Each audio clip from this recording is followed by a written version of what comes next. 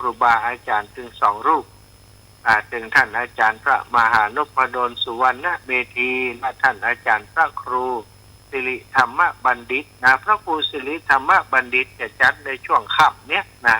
18 นาฬิกาถึง20 นาฬิกาแล้วก็ถ้าปกติแล้วพระอาจารย์พระมหานพดลวันพุธที่3ของเดือนท่านอาจารย์พระมหานพดลก็จะเป็นผู้จัดรายการในช่วงของ2 ทุ่มถึง4 ทุ่มถึง2 รูปก็ได้จัดกิจกรรมแต่ว่าก็จัดครูบาอาจารย์รูปอื่นๆได้มาเข้ารายการแต่ในวันนี้2 รูปศรัทธา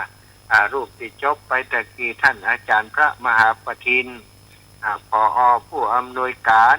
โรงเรียนวิสุทธิวิทยากรโรงเรียนปริยัติธรรมแผนกสามัญของจังหวัดลำปางต้นๆของจังหวัดลำปางเลยเปิ่นบ่มีไหนกำเตือ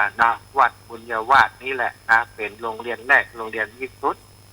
ที่พระภิกษุสงฆ์องค์สามเณรเจ้าได้เรียนตั้งแต่มัธยม1จนถึงมัธยม6สถาเนาะท่านอาจารย์เพิ่นเป็นผู้อำนวยการเพิ่นเป็นพระครูสถาอาตมาจำพระครูจายาเพิ่น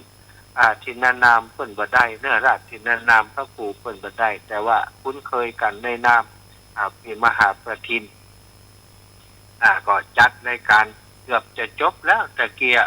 ไฟดับวุบเลยระบบรวนไปหมด เปิ่นทลารายการบ่เสร็จจะกรรมเนาะกำลังจะลารายการ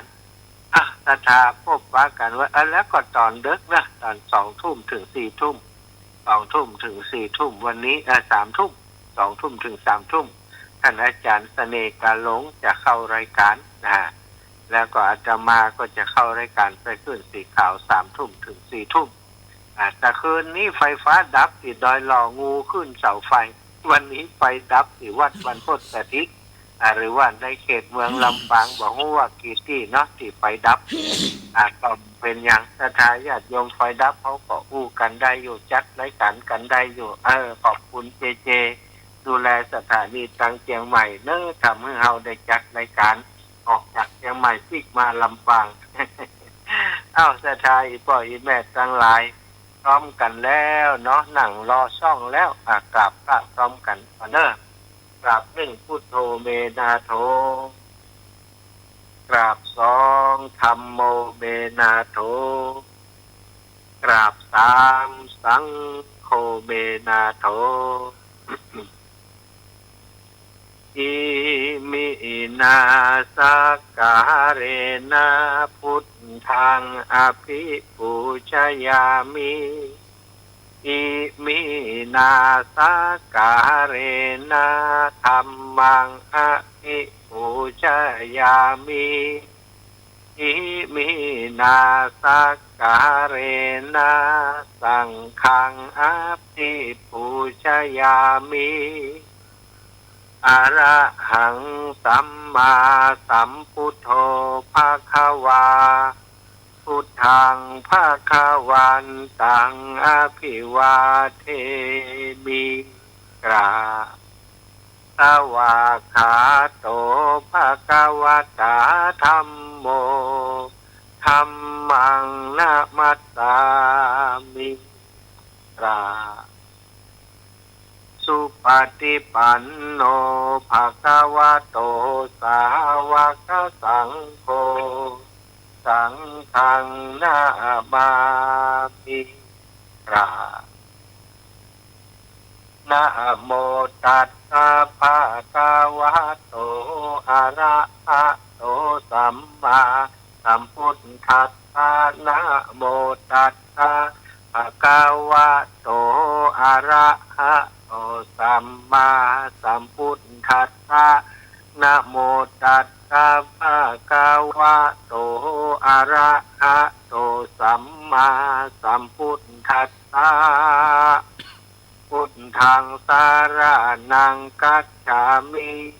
ธัมมังสารนังกัจฉามิสังฆังสารนังกัจฉามิ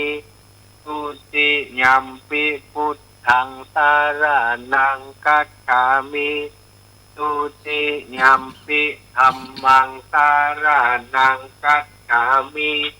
ตุติยัมปิสังฆังสารานังกัจฉามิ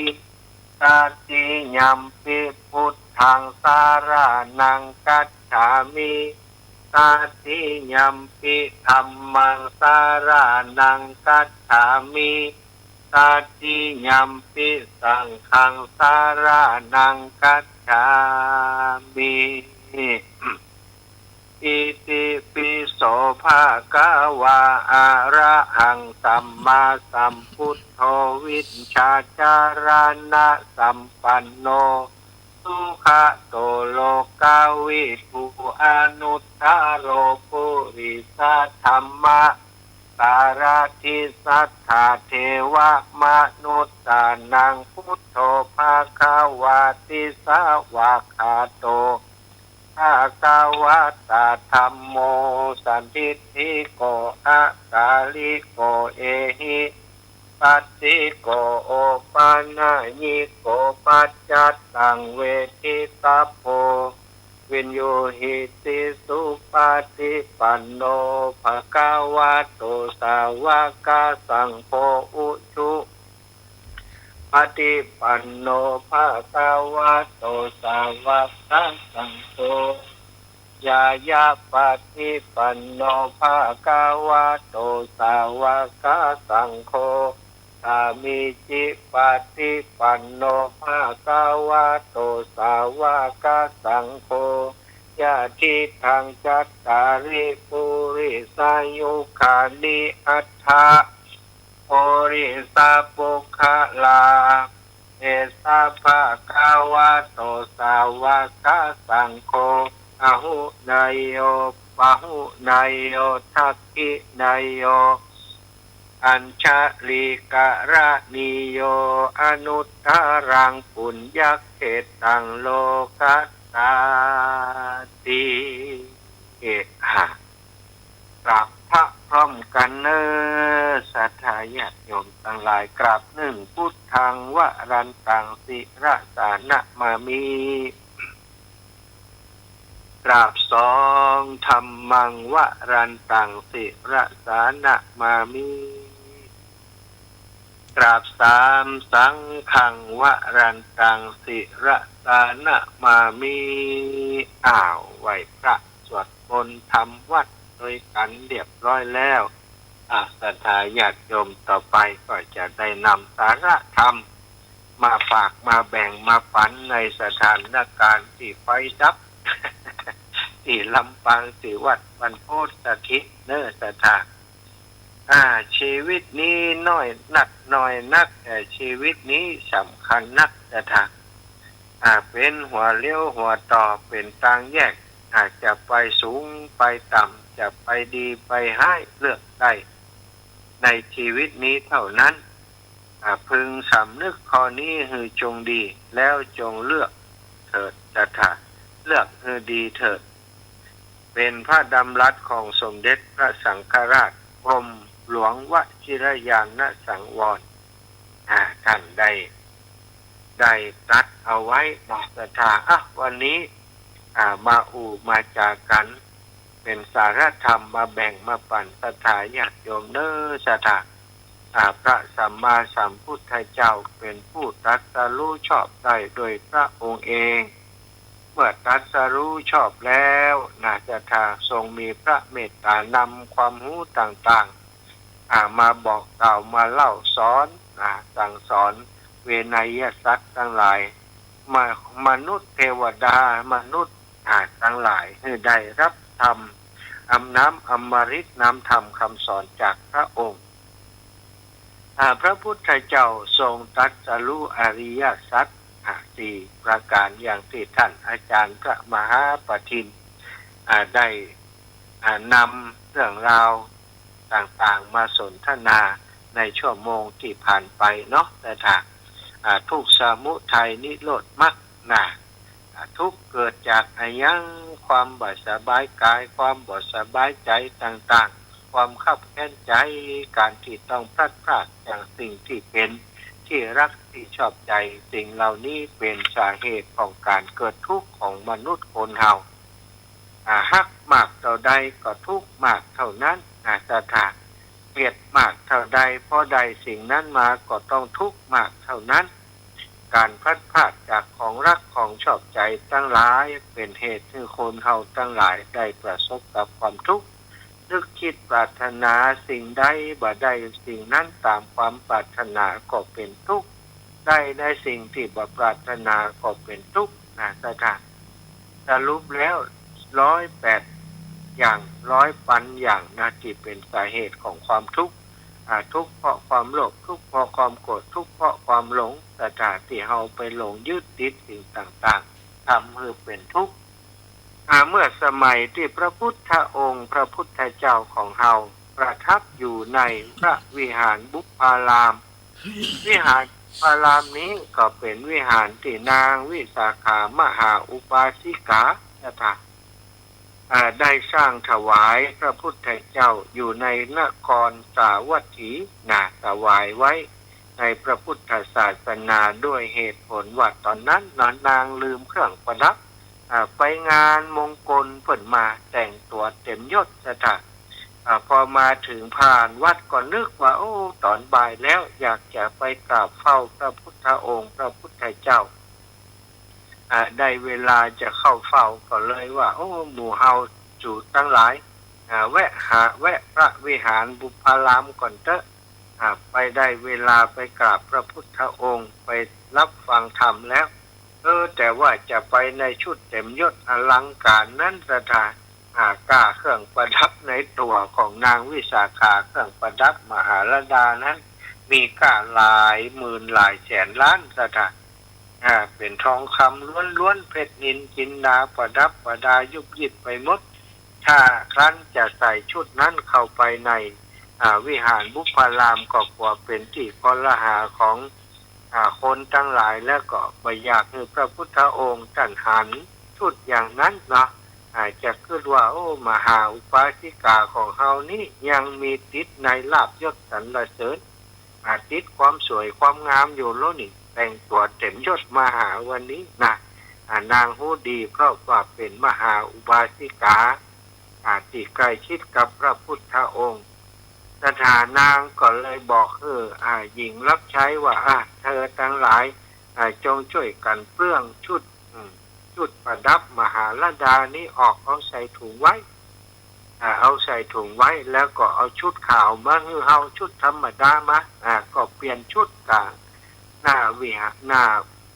วัดบุพารามพระเปลี่ยนชุดเรียบร้อยแล้วก็ปากันเข้าไปเฝ้าพระพุทธเจ้านางคนรับใช้นั้นก็จิ้วเครื่องประดับของนางไปโดยระหว่างฟังธรรมเนี่ยก็เอาวางไว้ไกลตัววางไว้ไกลๆตัวแล้วก็นั่งฟังธรรมกันเรียบร้อยพระพุทธองค์ได้กล่าวสัมโมทนิยกถาสนทนาธรรมกับนางวิสาขาและเหล่าบริวารที่ติดตามนางไปเรียบร้อยแล้วนางวิสาขาก็ได้กราบลากลับไปสู่บ้านสู่จองของนางพอกลับมาถึงบ้านไปถึงบ้านปุ่นแล้วสถา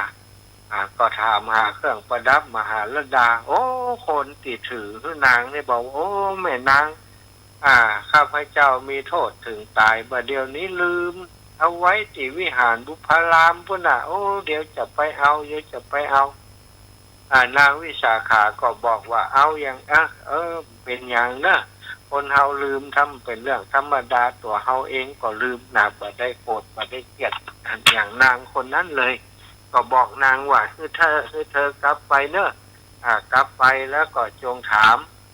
พระมหาเถระอานนท์เจ้าพุทธอุปถากว่าท่านอาจารย์ได้หันห่อของที่วางอยู่ที่นี่ก็ถ้าเปิ้นหันแล้วถ้าเปิ้นกำแล้วถ้าเปิ้นยิบไปไว้ยิบไปช่วงที่อื่นให้เธอบอกว่าเครื่องประดับนี้เป็นอันว่าเธอได้ถวายให้กับพระสัมมาสัมพุทธเจ้าว่าอย่างอันว่าเมื่อไปถึงวัดบุพารามก็ปรากฏว่าเป็นอย่างอันแต่สถาญาติโยมได้พระอานนท์ก็ได้เก็บไว้เพราะรู้ว่าเป็นเครื่องประดับมหาลดาของนางวิสาขาก็เก็บไว้ พอคนหญิงรับใช้ไปถึงพระอานนท์ก็บอกคือฝั่งหญิงรับใช้ก็นำกำแม่นางวิสาขาบอกคือกับท่านพระอานนท์เถระเจ้าโอ้พระอานนท์เถระเจ้าก็บอกว่าโอ้ไม่เป็นอย่างว่าเขากำมาได้หรอกเขาไม่ใจเอาไว้หรอกแต่แม่นางเปิ่นสั่งมาอย่างนั้นว่าให้ถวายกับพระพุทธเจ้าไปเลยเปิ่นบอกเอาแล้วท่านท่านพุทธอุปถาท่านอาจารย์พระอานนท์เจ้าว่าอย่างนั้นก็อึดอัดพระอานนท์ก็มู้จะได้ก่อนไปทูลกับพระพุทธองค์พระพุทธองค์ก็บอกว่าก็แล้วแต่จิตเจตนาของนางก็แล้วกันเมื่อเป็นอย่างนั้นพออีกวันหนึ่งนางวิสาขาไปก็ถวายรายงานแก่พระพุทธองค์ว่ามีความประสงค์จะถวายเครื่องประดับมหาลดานี้ถ้ามีคนซื้อราคาจำราคาบ่ได้หลาย10 ล้านก็แล้วกันนะเนาะตอนนั้นนะหลายแสนกหาปณะประกาศขายในเมืองก็มีพระราชาประเสนที่โกศลเท่านั้นที่จะซื้อได้แต่ว่า พระราชาของรู้สึกว่าถ้าซื้อไปสตังค์ในพระคลังจะล่อยหล่อลงไปทันทีเพราะต้องใช้เงินเป็นจำนวนนักก็เลยมีไผเอาสุดท้ายนางวิสาขาก็แก้เอาคนเดียวจะได้แล้วก็เอาตังค์จำนวนนั้นแม่จะได้พร้อมกับเครื่องประดับมหาลดามาหลอมมาอย่างหมดเลยนะจะได้และเอาไปสร้างวิหารบุพารามสร้างกุฏิสร้างเสนาสนะต่างๆคือกับพระพุทธเจ้าสตาตอนนั้นพระพุทธองค์ประทับอยู่ที่พระเชตวันนะสตาบัจจัยที่บุพาราม เมื่อนางได้ถวายสร้างวัดถวายคือกับพระสัมมาสัมพุทธเจ้าแล้วสตานางก็ได้บำรุงพระพุทธองค์ตลอดนะถ้าพระองค์มาประทับที่เมืองสาวัตถีไปพักที่เชตวันก็ไปหามาพักที่บุพารามนางก็มารับใช้ดูแลพระพุทธองค์และก็สาวกทั้งหลายตลอด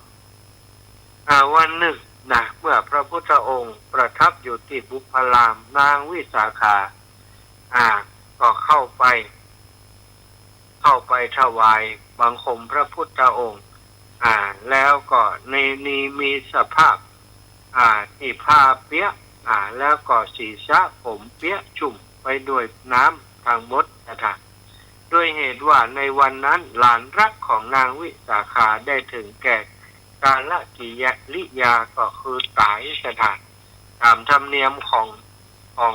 การไว้ทุกข์ในตอนนั้นเพิ่นจะเอาน้ำหดเนื้อหดตัวเปียกมดหดหัวเปียกมดนะสถาน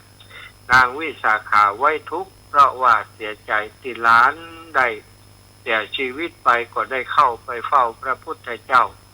ในเวลาตะวันบ่ายเมื่อพระพุทธองค์ได้ทรงทอดพระเนตรหันนางเข้ามาได้สภาพเปียกปอนถึงเสื้อถึงผ้าถึงผมก็ทักถาม ว่าเป็นอย่างขึ้นทำไมถึงยังเป็นอย่างนี้ นางวิสาขาก็บอกว่าโอ้หลานของหม่อมฉันนั้นได้ถึงแก่ความตายวันด้วยความเสียอกเสียใจนางก็ร้องไห้ขำครวญตัวแล้วก็จึงได้นุ่งผ้าเปียกแล้วก็ลดผมเพื่อเปียกตัวโดยความทุกข์โศกเป็นอย่างยิ่งที่ทาบถมในจิตใจของข้าพระองค์พระเจ้าค่ะพระพุทธเจ้าก็ตรัสถามว่าโอ้บุตรหลานมีจำนวนสักเท่าใดจึงพอแก่ความปรารถนาของเธอเล่าวิสาขาก็ทูลว่าคนในกรุงสาวัตถีมีจำนวนเท่าใดก็ปรารถนาบุตรหลานมีจำนวนเท่านั้นพระเจ้าค่ะพระพุทธองค์ก็ตรัสต่อไปว่าในกรุงสาวัตถีนี่คนนักหนาเนาะแล้วคนในกรุงสาวัตถีนี้ตายกันวันละเท่าใดเธอทราบไหมนางวิสาขาก็กราบทูลว่าตายกันวันละ10 คนก็มีบางวันก็9 คนเป็นต้น อย่างบะมีก็ต้องมีหนึ่งคนละที่จะต้องตายในทุกวันในเมืองสาวัตถีของเฮานี่บ่เคยมีเว้นว่างจากความตายทุกวันเลยพระเจ้าค่ะ พระพุทธองค์ก็ทรงตรัสว่าถ้าอย่างนั้นก็จะต้องมีผ้าเปียกมีผมเปียกอยู่ทุกวันบ่มีว่างเว้นเนาะถ้าเธอมีลูกหลานนักขนาดนั้นเธอยังต้องการลูกหลานอย่างนั้นอยู่หรือไม่นางวิสาขาก็กราบทูลว่าโอ้บ่เอาละพระเจ้าข้าบ่ต้องการบุตรหลานมากมายเพียงนั้นแล้วมีเจ้าอีกดตุกแล้วตายไปคนกดตุกคนหนึ่งแล้วพระเจ้าค่ะพระพุทธองค์ก็จึงตรัสประทานโอวาทต่อไปว่าอันความฮักที่หรือว่าความเป็นที่รักผู้ใดมี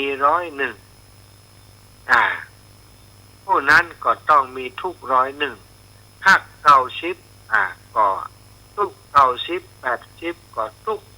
80หักเขา70คนก็ทุก70คน60คนก็ทุก60คนไหลมาจนหัก1คนก็ทุก1คนจำนวนทุกก็มีเท่านั้นเหมือนกันจ้ะถึงแม้มีฮักเพียงอย่างหนึ่งก็มีทุกอย่างหนึ่งต่อเมื่อบ่มีที่รักจึงจะบ่มีความทุกข์ผู้ที่หมดความรักหมดทุกข์นั้นพระพุทธองค์ตรัสเรียกว่าเป็นผู้บ่มีโศกเป็นผู้บ่มีทุลีในใจบ่มีความคับแค้นใจนางวิสาขานั้นเป็นอริยสาวิกาผู้หนึ่งซึ่งได้เข้าสู่กระแสธรรมชั้นต้นก็คือความเป็นพระโสดาบันตั้งแต่เป็นละอ่อนมาแล้วศรัทธาอยู่ในครอบครัวของพ่อได้พบกับพระพุทธเจ้าได้ฟังธรรมนางก็ได้มีดวงตาหันธรรมเป็นพระโสดาบันพระโสดาบันนี้ยังตัดความรักบ่ขาดยังต้องร้องไห้เพราะความรักอยู่พระพุทธองค์ก็ทรงเตือนสติคือเกิดสติขึ้นว่าความทุกข์นี้มีเพราะความฮัก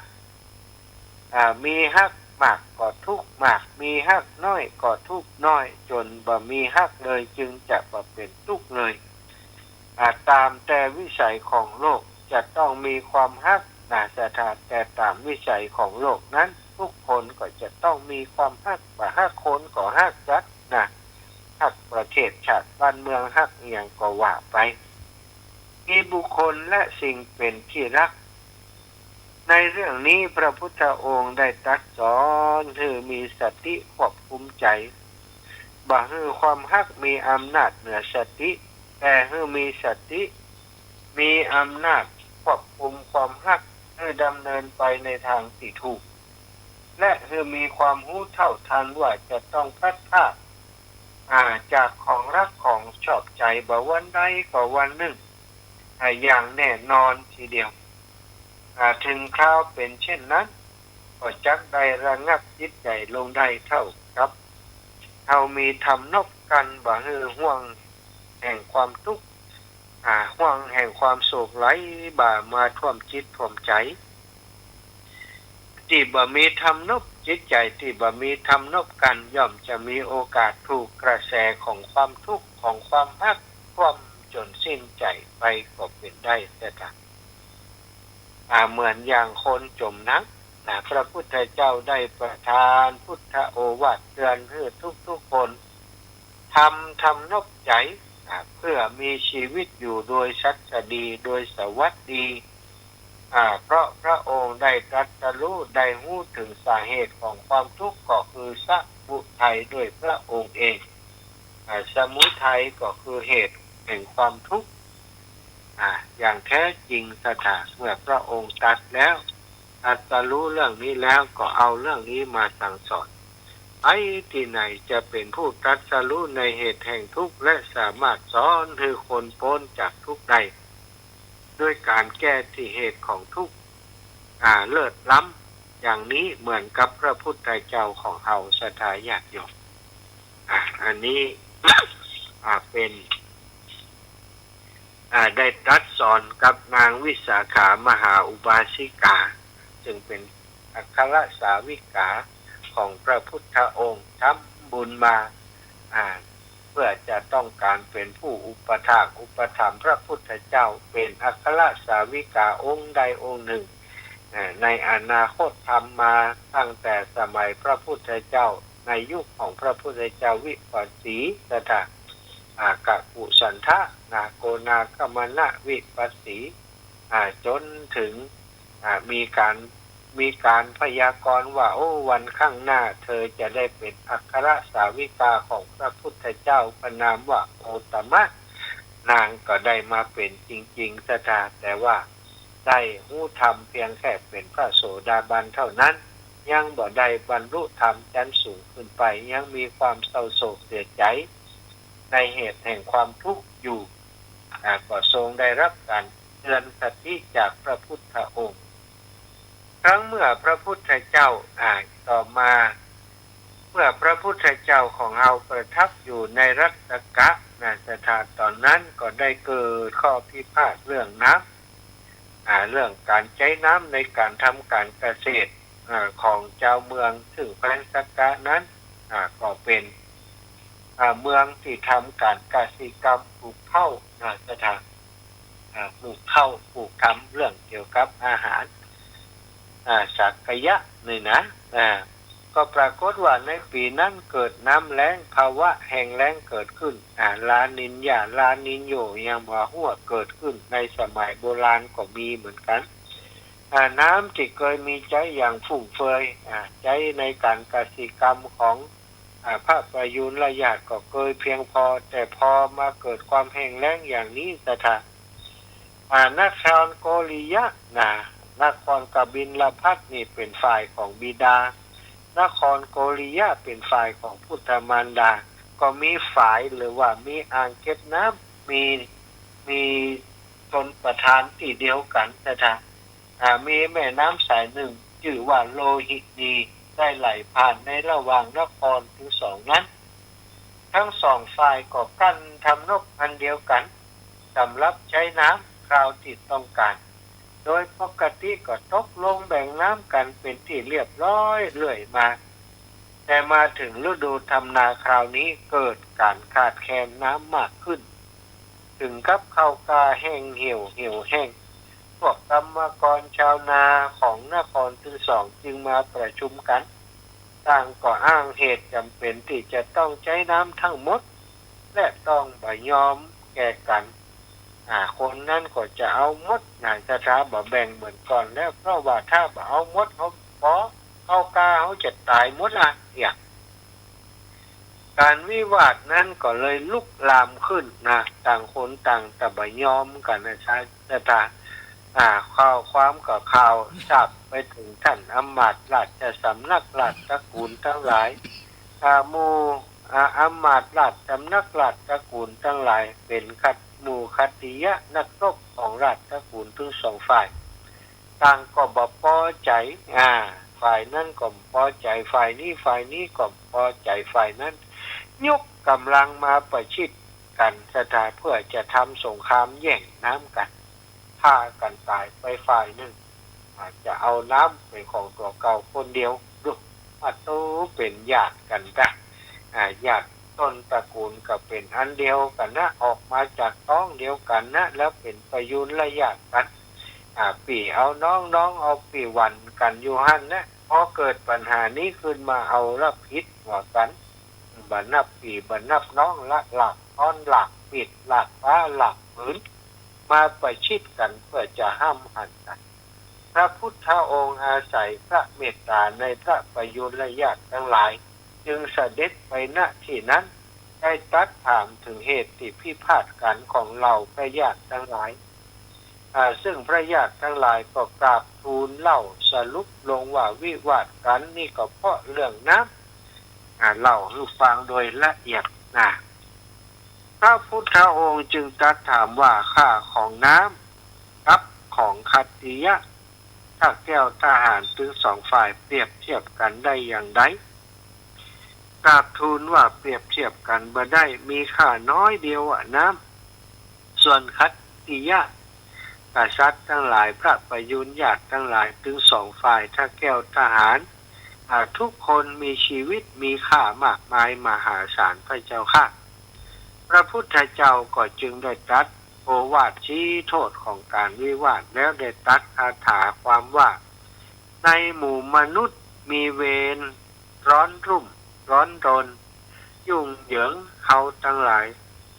พระสงฆ์ทั้งหลายสาวกของเฮาทั้งหลายเป็นผู้บ่มีเวรเป็นผู้บ่ก่อเวรเป็นผู้บ่เดือดร้อนดินรนเป็นผู้บ่มีความยุ่งเหยิงในชีวิตดำรงชีวิตอยู่เป็นสุขดีพระญาติทั้งสองฝ่ายได้สดับโอวาทนั้นก็ได้หันความไพร่ผิดพลาดของตัวเองว่าเฮาสร้างความวุ่นวายกับพระพุทธเจ้าแล้วเดี๋ยวนี้และกับพระสงฆ์ทั้งหลายอันเป็นพระญาติของเฮาก็มีทำให้เปิ่นเดือดร้อนถึงได้เดินทางมาที่นี่ก็เลยได้ฟังโอวาทแล้วก็เลิกทะเลาะวิวาทกันกับคืนดีปรองดองสมัครสมานสามัคคีกันอย่างเก่าปล่อยมันเกากามันจะตายก็จังมันก็ปั่นกันเท่าที่จะปั่นได้บ่พิษบ่เถียงกันแล้วกาไปบ้านไปจองของตัวเก่าพระพุทธองค์คือโอวาทนี้ชี้คือหันเหตุของทุกข์ในโลกก็คือความมีเวรความร้อนรนความยุ่งยากต่างๆความวุ่นวายต่างๆที่ก่อกันขึ้นเองก่อขึ้นในจิตใจก่อนคือคิดยุ่งขึ้นก่อนแล้วก็จึงทำยุ่งขึ้นมาความคิดที่ยุ่งนี่แหละจะถ่ามันคือตัณหาถ้าใครคิดยุ่งรีบแก้ไขเสียต้นเงื่อนต้นของทุกข์อยู่ที่ตรงนี้บ่ต้องไปเสียเวลาสืบสาวเรื่องเพื่อจะแก้ที่อื่นจะบ่มีทางแก้ได้สำเร็จหรอกดังที่ตรัสเปรียบเทียบในพระสูตรตอนหนึ่งว่าเหมือนคนถูกยิงโดยลูกศรอาบยาพิษอย่างแรงพวกญาตินำไปหาหมอถ้าหมอจะพึงกล่าวว่าจะยังบ่ถอนลูกศรคือจะยังบ่รักษาจนกว่าจะได้สอบสวนเรื่องราวต่างๆก่อนว่าใครเป็นคนยิงผู้ยิงชื่อบ่ยังนามสกุลอะไรอย่างเป็นต้นแล้วก็ยิงเนี่ยบ่ยังทำไมถึงยิงสอบสวนก่อนมาถอนลูกศรจากคนที่ถูกยิงนั้นก็จะต้องตายเป็นที่แน่นอนฉะนั้นจึงบ่ควรเสียเวลาหีบรักษาคือผ่าตัดลูกศรออกเสียทันทีฉันใดก็ดีความทุกข์ต่างๆของแต่ละคนหรือของทั้งหมดเป็นต้นว่าความพินาศความร้อนรนความยุ่งยากต่างๆก็แก้ติดต้นเหตุได้ทันการคือทันการคือรีบถอนลูกศรที่เสียบจิตใจอันใดแก่ตัณหาอันเป็นตัวสมุทัยออกเสียทันทีใครเล่าเป็นผู้ตรัสรู้ชอบเองในสมุทัยแห่งทุกข์เลิศล้ำยิ่งกว่าพระพุทธเจ้าของเฮาเสียทีบ่มีเนาะพระพุทธเจ้าได้หันเหตุแห่งทุกข์ได้หันสิ่งที่มันเป็นสมุทัยที่มันก่อให้เกิดทุกข์ก็อย่างที่ตรัสกับพระประยุรญาติทั้งหลายนั่นก็คือหมู่มนุษย์มีเวรร้อนรนยุ่งเหยิงท่านทั้งหลายเป็นผู้บ่มีเวรเฮาทั้งหลายเป็นผู้บ่มีเวรพระภิกษุสงฆ์ทั้งหลายสมณะทั้งหลายเป็นผู้บ่มีเวรละความเป็นเวรเป็นโทษเสียได้จึงอยู่อย่างมีความสุขเมื่อเฮาฮู้เหตุแห่งทุกข์ทุกข์ก็คือความดิ้นรนความร้อนรนความยุ่งเหยิงความอิจฉาริษยาอย่างต่างๆที่เกิดขึ้นในจิตในใจของเฮาเมื่อเฮารู้ว่าอันนี้มันคือสาเหตุตัณหาคือสาเหตุโทสะคือสาเหตุโมหะคือสาเหตุเฮาก็ถอนสาเหตุนั้นออกเหียดับสาเหตุนั้นเหียบ่ให้มันเป็นสาเหตุในการเกิดทุกข์ของเฮาได้เฮาก็จะมีความสุขศรัทธาญาติโยมวันนี้ก็คงจะสนทนาธรรมนำสาระธรรมดีๆมาฝากมาแบ่งมาปันให้ศรัทธาญาติโยมถ้าเราเข้าใจตัวเองเข้าใจทุกข์เข้าใจเหตุที่เกิดทุกข์ เราก็จะดูแลตัวเองได้ดีแต่ถ้าตราบใดเฮายังบ่เข้าใจว่าทุกข์นี่มันเป็นความทรมานมันเป็นความบ่สบายอกบ่สบายใจนะตราบใดที่เฮายังบ่เบื่อหน่ายไก่แกนในสิ่งที่ว่าเป็นความทุกข์นะยังอยากจะทุกข์อยู่ยังบ่สนใจรับทุกข์เนี่ยตราบนั้นเฮาก็ยังมีความทุกข์อยู่ในจิตในใจของเฮาตลอดไปตาเฮาหู้ตันโอ้มันเป็นความทุกข์มันเป็นความบ่สบายกายบ่สบายใจปาตัวเองออกจากทุกข์มาเหียเฮาก็จะได้พ้นจากความทุกข์ความยากความลำบากทั้งหลายทั้งมวลศรัทธาญาติโยมสถานการณ์ที่ลำบากยังบ่ปลอดภัยแต่เนิ่นศรัทธาไฟก็ยังดับอยู่ติ๊กๆ เป็นปัญหาตอนนี้ไฟดับเนอะ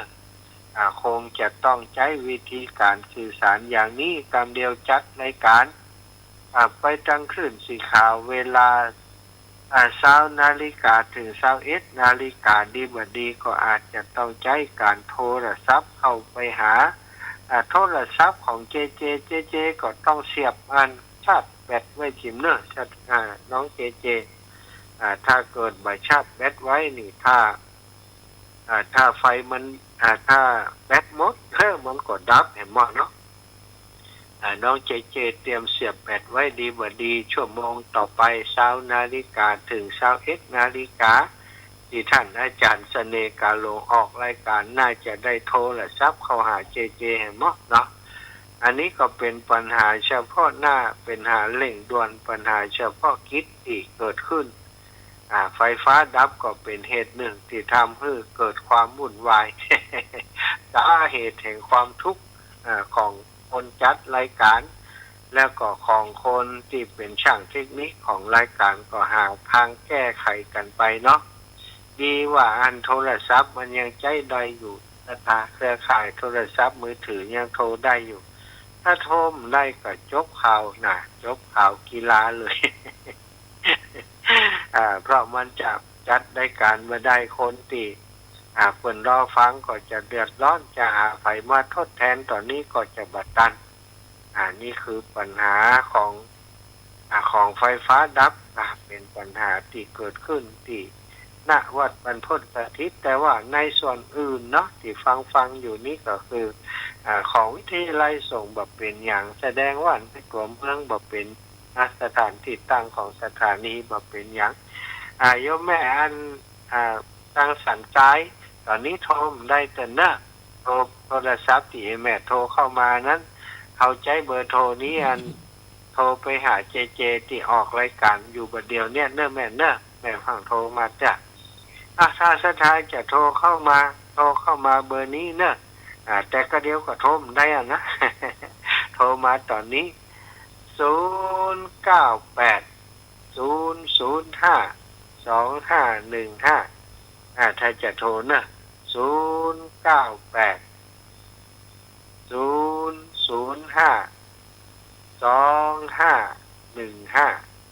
2515ถ้าจะโทรมาหาก็ต้องโทรเบอร์นั้นเพราะเบอร์นี้อาตมาใจโทรหาเจไปเสียแล้วเนาะ098 005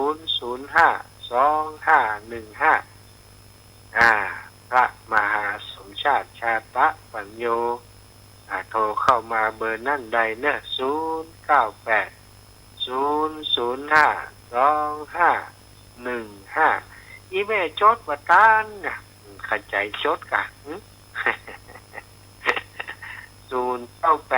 เอา3ตัวก่อน098แล้วก็0 2ตัว005 098แล้วก็005จากนั้นก็2515 2515กระถางง่ายๆเบอร์โทร0980052515โทรมาเบอร์นั่นก็ได้ถ้าได้ยินเสียงอยู่ตอนนี้นะเสียงจะดังไปตั้งเชียงใหม่ตั้งเชียงรายตั้งที่ไหนพ่องก็บ่ฮู้เนาะเพราะว่าสถานโทรมาบอกนะ0980052515โทรมาจดบัตรตัน 0980052515ตอนนี้ตั้งขึ้นสีขาวเพิ่นรับสัญญาณอยู่เนาะสถาก็ฟังกันได้อยู่นะเป็นเหตุการณ์ความขัดข้องที่เกิดขึ้นจากที่สถานีที่สถานีส่งของอาตมาเองที่วัดบรรพตสถิตไฟฟ้ามันดับคอมพิวเตอร์ก็ต้องดับไปโดยตอนนี้ก็นั่งมืดทึมอยู่ในสำนักงานที่ทำงานเนี่ยสถาผู้ผ่านโทรศัพท์มือถือเอาก็เป็นอีกวิธีหนึ่งสามารถจัดรายการได้เนาะแสดงว่ามีฝ่ายฟังก็ว่าฟังโทรมตันจดตันนะ09800525ปิดห้องโปงเทวีแม่สงเงียม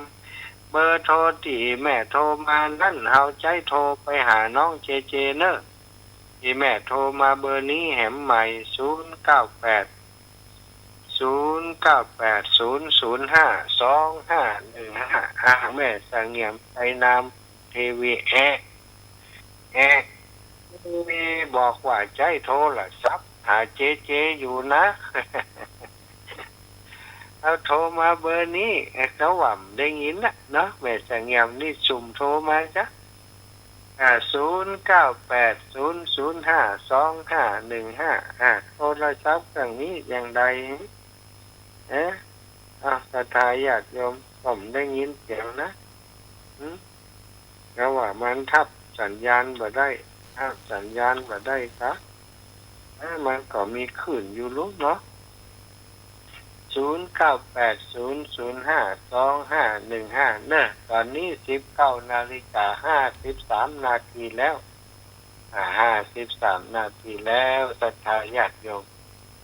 ก็เดียวลองเช็คของท่านอาจารย์เสน่ห์การลงไฟดับกำดับถ้าไฟมันดับน้องเจเจก็ท่านเสน่ห์การลงตั้ง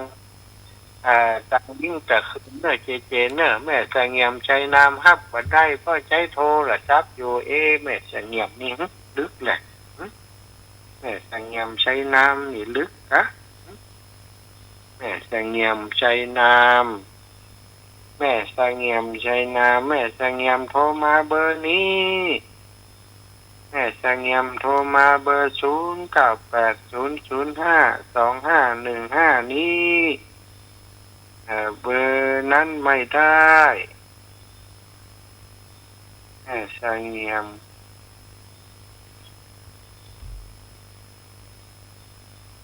นะเอาจะโทรหาบอกให้โทรมาโทรเบอร์นี้โทรก่อนละ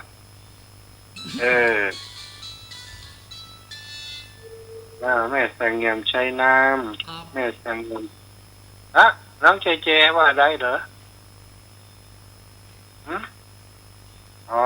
มีคนโทรหาเจเจปุ่นแม่สงเงียมใช้น้ำฮับไปเลยฮัลโหลกับฮัลโหลมาโทรติด